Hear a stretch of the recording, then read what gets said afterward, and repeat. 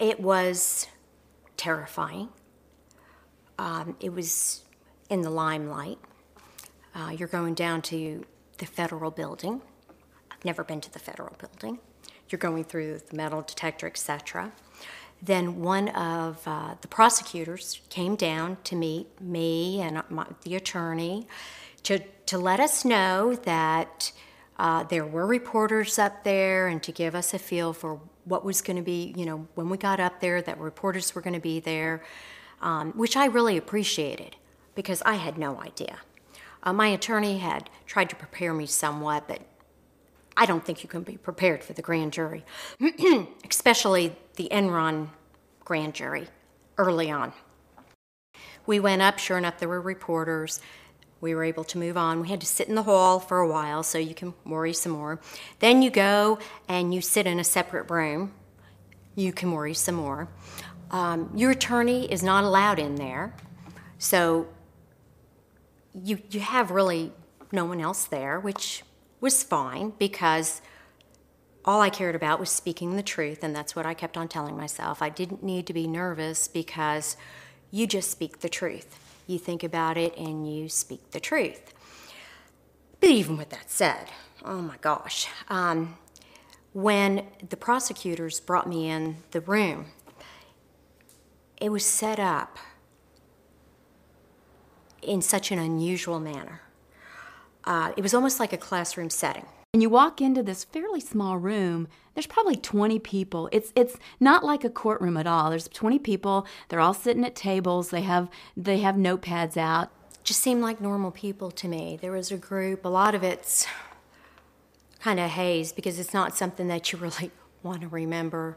And it was interesting because you could tell some were very attentive. Someone, because I was having to look at them with every question. Some were very attentive.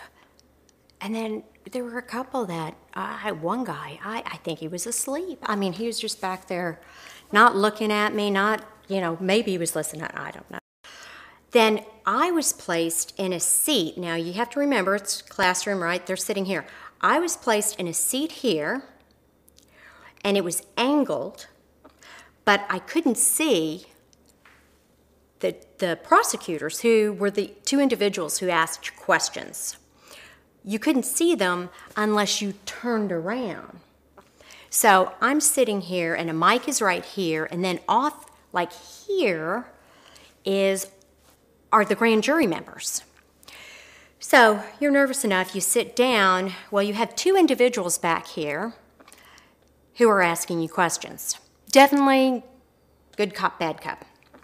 Well, your whole life, you're taught when somebody is speaking to you, you look at them. When they're asking you a question, you look at them and you answer them. Well, in this situation, they're behind you, and as I went to look at them to, hear the question, they would reprimand me and say, oh, look at the grand jury and speak into the microphone. And you'd go, okay, and you're like, trying to give, and you're staring at, and people are just looking at you, but you have someone behind you still asking you questions, clarifications, etc. And it got, into some technical issues. They'd hand you a document and then go back and sit down, and you're looking at the document and they're asking you a question. Well, of course you're going to look over to see them, hear them, etc., and answer. Every time you do that, they'd reprimand you. It's like, speak into the microphone and look at the grand jury. It would always catch you off guard. You'd lose your train of thought, especially on technical issues. Any issue. I mean, you're used to being compliant. You're used to looking at someone answering, asking and answering a question. So needless to say, it was very unsettling.